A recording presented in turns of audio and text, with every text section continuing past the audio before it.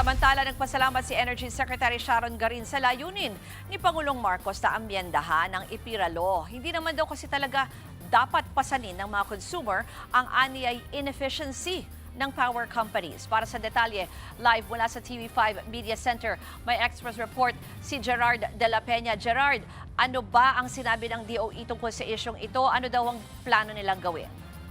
Alam mo, Ruth, sinabi ng Department of Energy na sinisimula na nito ngayon yung proseso para nga doon sa pagtatanggal nitong system losses na sinisingil sa electric bill ng mga consumer. Ito ngayon matapos itong matalakay sa State of the Nation address ni Pangulong Bongbong Marcos. Ayon kay Energy Secretary Sharon Garin, ay nakatakda na silang magkaroon ng meeting ng Energy Regulatory Commission para talakayin ang bagay na ito.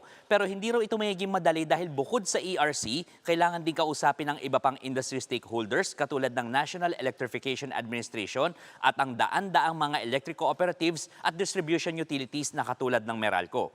Ayon kay Garin, kung hindi ang consumers na magbabayad nito, ang sasalo raw nito ay mga power generation companies at mga electric cooperatives. Kaya kung tuluyang tatanggalin ang system loss, kailangan daw mabigyan ng budget ang mga electric cooperatives para makabili ng mga equipment na tutulong para mabawasan ang nasasayang na kuryente.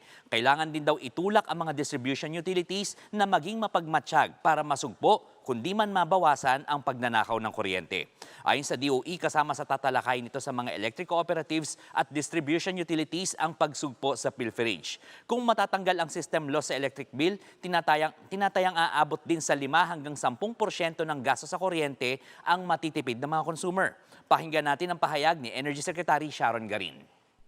We already have the drafts submitted to PLLO and also to the two houses. So over the years, kasi during this administration, we have done consultations with the stakeholders as well as the including ERC and the other agencies that we have to assess electric co-op to electric co-op. Mga 100 din sila, higit sa mga 100. And we have distribution utilities, yung mga private. So kada isa kasi kailangan yan isa-isahin. Kailangan ayusin yung mga capital outlay nila or infrastructure. So that might take time lang. Ruth, ayon pa kay Secretary Garin, kahit nga naghahanda na sila ngayon, para maisakatuparan ito, kailangan daw talaga ng pag-aamyenda ng EPIRA Law. At ang target nilang maipatupad ito ay 1 taon o sa susunod na SONA ng Pangulo. Ruth. Yan po ang Express Report ni Gerard de la Peña. Mga kapatid, Ruth Cabalco, para sa mabilis na pasada ng mga balitang dapat niyong malaman, mag-follow at mag-subscribe sa social media pages ng News 5.